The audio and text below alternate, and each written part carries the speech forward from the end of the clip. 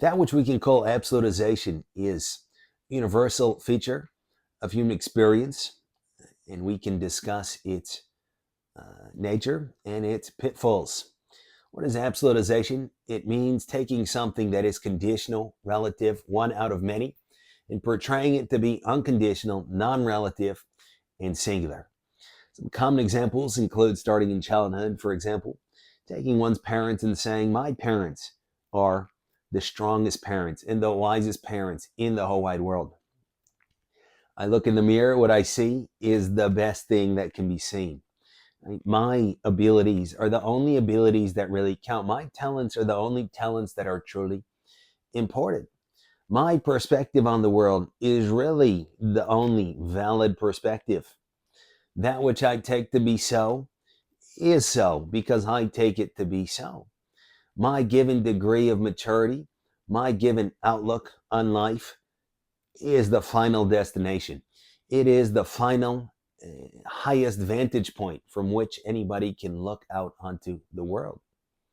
Where does this attitude stem from? Why do we so readily take to absolutization?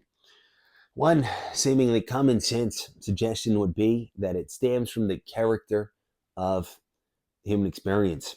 That being that everybody is a center to him or herself. Everybody is internally, from the subjective point of view, a whole and is only a part as an object from a third person point of view. Meaning to myself, everybody else could, goodness forbid, vanish.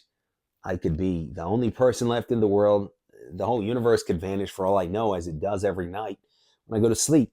And yet I'm still right here and I exist as myself.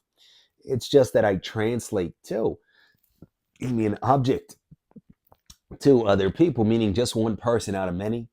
Oh, that's the customer, that's the employee, that's the pedestrian, that's the driver. That's what I am to others. But to myself, I'm just the VIP.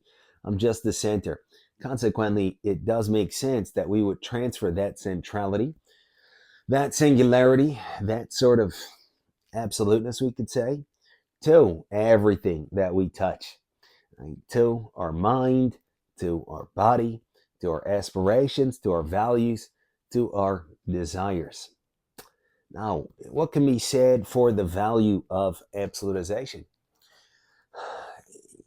One positive, perhaps, is that prior to a more uh, integrated, sophisticated degree of maturity, some degree of self absolutization may be that which is needed to spur on efforts and even to prevent uh, various kinds of collapses of personality, various kinds of depression, and such.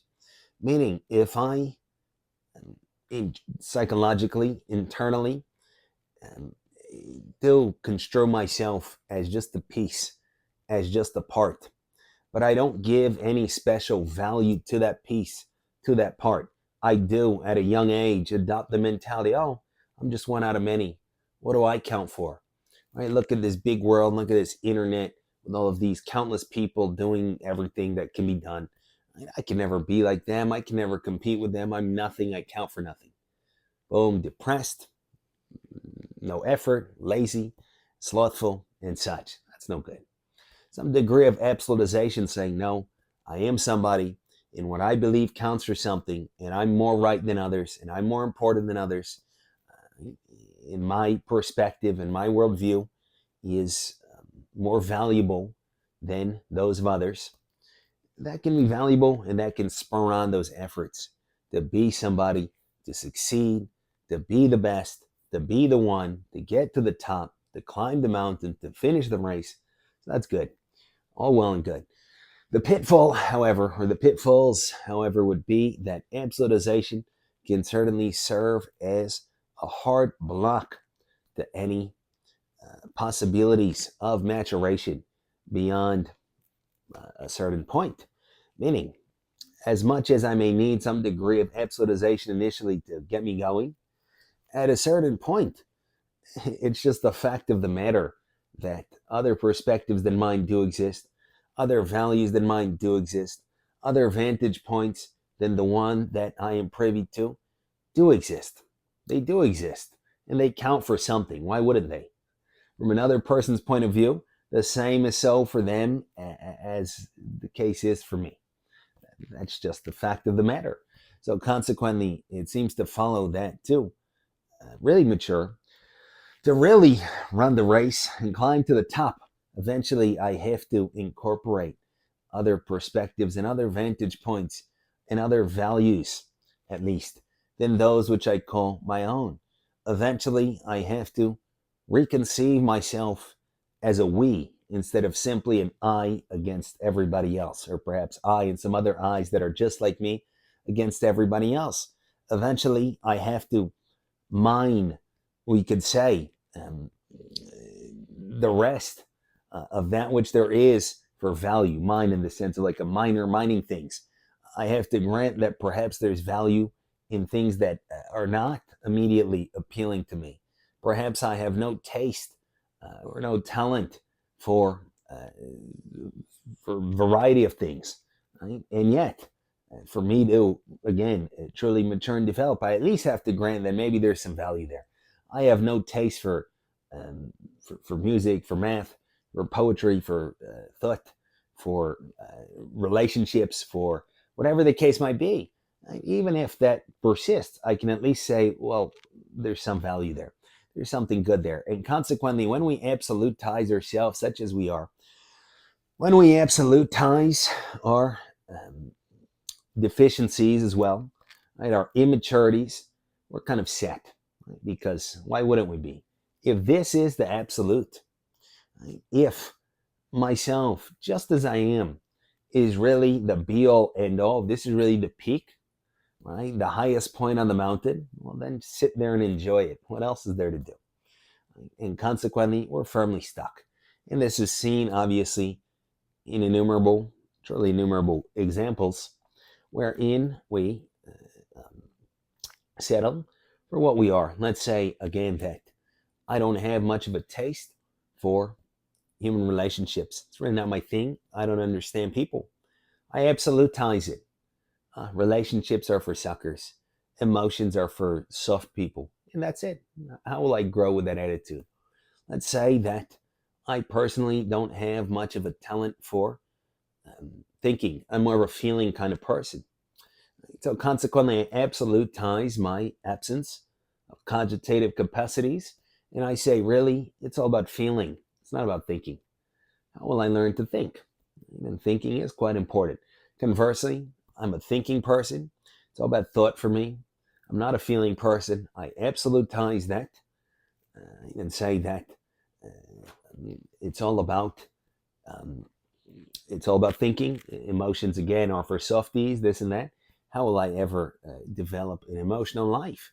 And even if I can't develop something, at least granting that something is valuable. I can't really feel much emotions, but I say that is valuable. I can't think much, but I say it is valuable. Even just that humility can permit some growth and some maturation, and so on and so forth, obviously.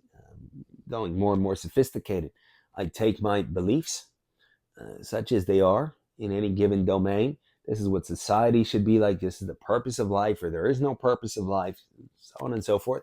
And I say this is the absolute. There's no going beyond it. This is reality. Clearly, I'm right, and everybody else is wrong. That's that.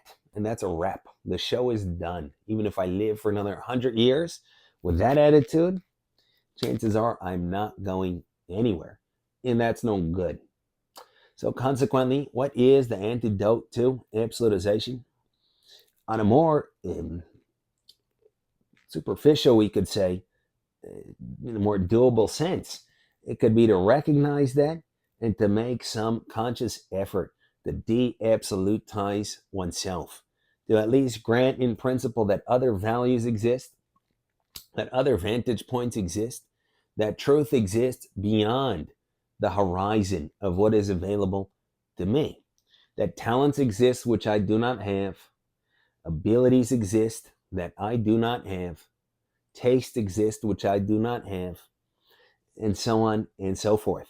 Right? Learn to appreciate everything that is worth appreciating wherever it is found, whether or not I have it. Why is that a little bit more superficial? Because it perhaps doesn't solve, or certainly doesn't solve, the crux of the issue, which would be that I have that need for absolutization. I have that need for taking something particular and finite, my finite particular individuality, and construing it as the be all end all, as the unconditional, as the non relative, as the singular, as the absolute. That is a fundamental falsehood. Why? Because it just is. It's false. No, me, whoever I am, is not the absolute, is not the be all end all. I was just born, soon I'm going to die, and that's that. I'm just not the absolute. That's false. So that is the fundamental premise of my life. Then obviously my whole life is built on falsehood, whatever else I say and do. And to address that probably would be an issue of fundamental will and attitude towards life, as opposed to something that can be addressed by way of that superficial kind of skill of, not superficial, can be useful, but comparatively um, superficial skill of learning to appreciate and learning to inquire and be curious and so on. But either way, the latter is a good start. So anyways, in summary, absolutization is taking that which is one out of many, taking that which is relative, taking that which is finite, taking that which is conditional, and construing it to be, making it out to be, claiming that it is, meaning the converse of all those things, that it is absolute, that it is singular, that it is the be all end all, that it is the peak.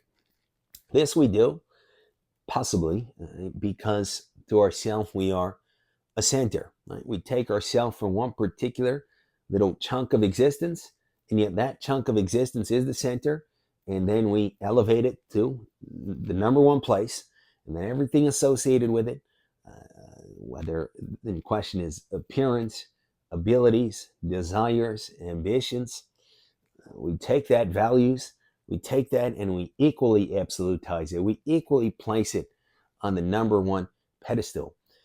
That can be useful as it concerns growth at the beginning, as it concerns motivation to climb onward and upward. But eventually, we hit a hard maturational block if we do not make active attempts to de absolutize our self and our attitudes. On the deepest level, it is probably something intrinsic to our attitude, to our relationship to the world, and can't just be addressed through superficial efforts to appreciate and this and that.